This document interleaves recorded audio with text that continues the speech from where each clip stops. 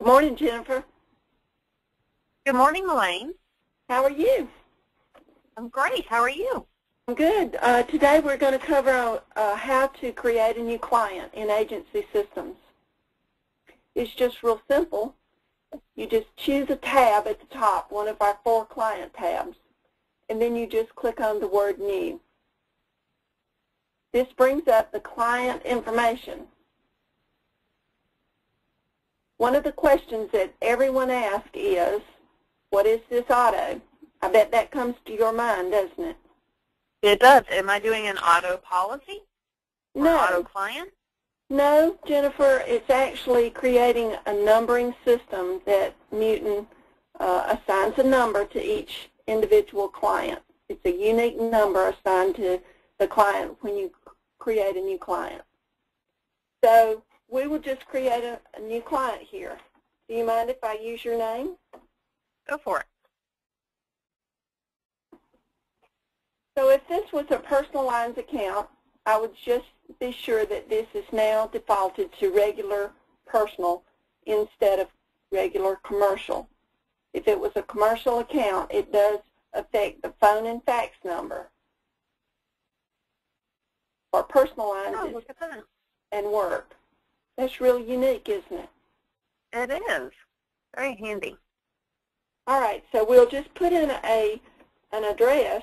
If this were a P.O. box, and by the way, all you have to do is tab twice and put in a zip code, and it puts in the city and state for you. That's a real handy thing to have. The system, all the zip codes in the system. If you tab over to the physical address, you just put in the street address so that you always know the physical location.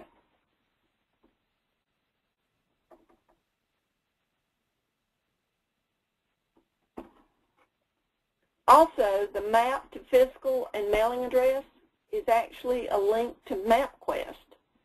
So if you don't have a GPS, you can go to MapQuest and find the directions or get a general idea of where you need to go to find that photo for that homeowner's. That's so handy. Yes. So this is just the client's regular phone number and their work number.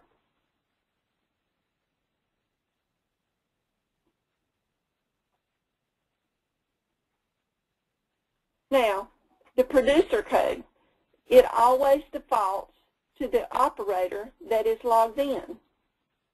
And you may not be the producer. The easiest thing to do is to just click over here in this field where it says Don Carl Smith. The whole system works exactly like that. So if you're looking for something, the system always gives you a list. So you can just choose who the producer is. If there is a sharing of commission, you might want to put a sub-producer in there. And then, of course, the service rep. There's another lookup way, a method, that you can use a letter and an asterisk, and it filters the list for you. Of course, after a while, you will just learn the codes. Any questions? Well, just about the auto was the only thing I had so far, but I'm sure I'll have some more. Let's go on to the next tab. Okay, so the next tab is the Detail tab. Let me explain a little bit about the top section.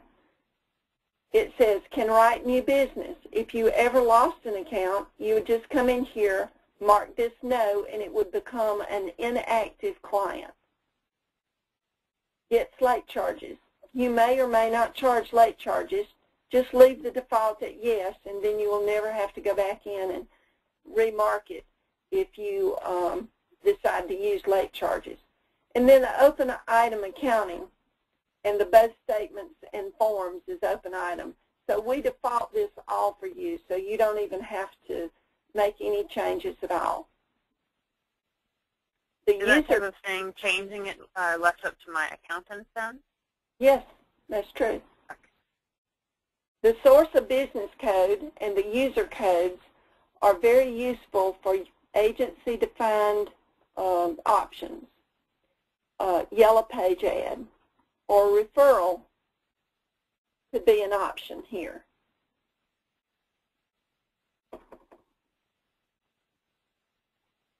And then you can get reports from our marketing on these codes that you put in. VIP accounts, different areas can be sorted out, but these are defined by your agency and put in on a manual basis. Okay. This license number, expiration date, corporation, broker type, web page are typically used for general agents that use Newton. This alpha code is also an area that the system automatically defaults for you. For personal lines, it's the last name, first name, and for commercial accounts, it's first word, last word, and that is the default. You can also define it as a client or a prospect.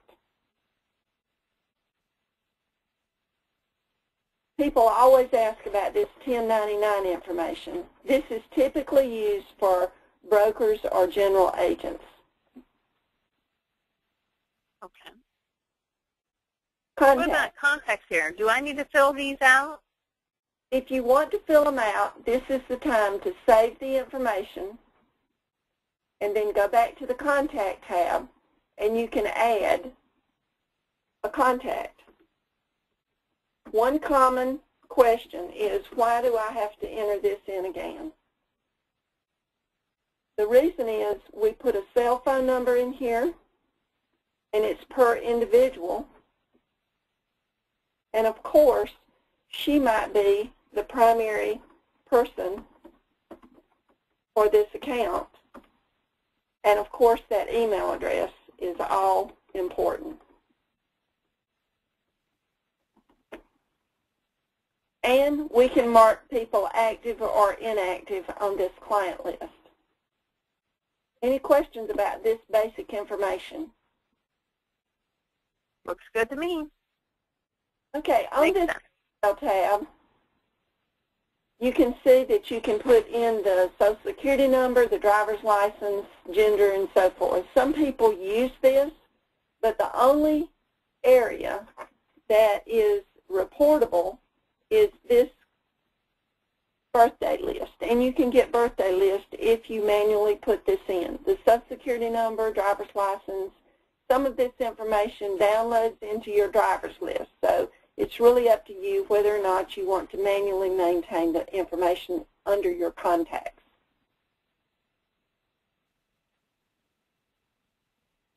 The Insured tab, again, is for those general agents that use our system. So if you're a retail agent, you won't have to be bothered with insured or the 1099 information. After you exit, you will now see that you have your new client and your new contact. Oh, there I am. Thanks, Jennifer. Well, thank you. So that's all I have to do in order to add a new client. How easy is that?